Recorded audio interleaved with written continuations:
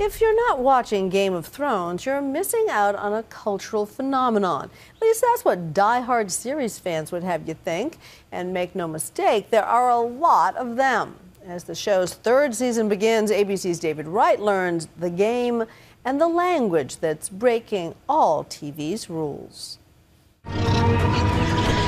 As Game of Thrones starts season 3, there be dragons headed to Westeros. I need an army. Fire-breathing dragons.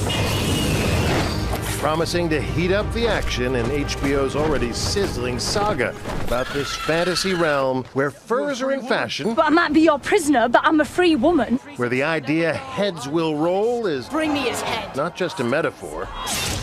Where all the women seem to get naked sooner or later. I have always wanted to see a dragon. And where a dwarf is a sex symbol. Let's start with your last night in this world. Game of Thrones is kind of like Lord of the Rings with an NC-17 rating. I shall show you no mercy. Only on HBO. There's sex, there's intrigue, but there's fighting. There's a character for everyone. You know, you can fall in love or feel affiliated to whoever you want. The show is wildly popular among men for obvious reasons. In the HBO pantheon, more popular week to week than The Sopranos or The Wire were. But the Game of Thrones stars insist this is not just for Dungeons and Dragons fans. For the ladies that think it's just swords and battles, then they should seriously take a look. There's some serious kick-ass female roles and some girl power going on. Sometimes girl-on-girl power, too. Saturday Night Live's parody was spot on. I make sure there are lots of boobs in the show.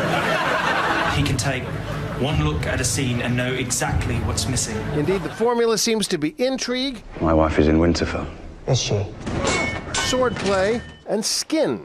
The cast cleans up well. This year, for the first time, HBO is giving the show star treatment, including a traveling exhibition of props and costumes that just opened in New York City. This is about as lavish as fantasy comes. It's not a cheap show to make.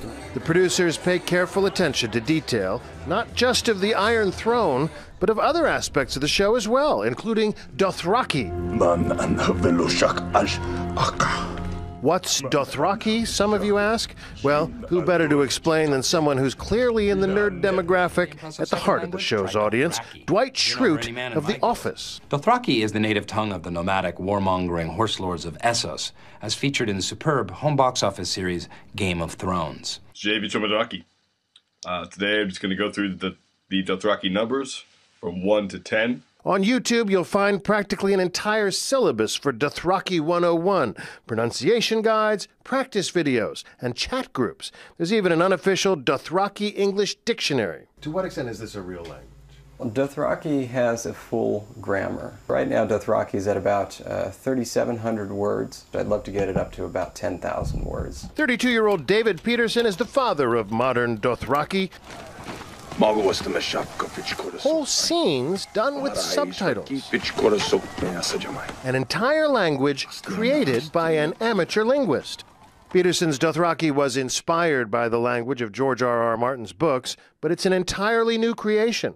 I interpreted how I thought George R.R. Martin wanted these things pronounced, and then did something to reflect that, though I apparently got it wrong. He pronounces Dothraki, Dothrakai. He records every line for the actors.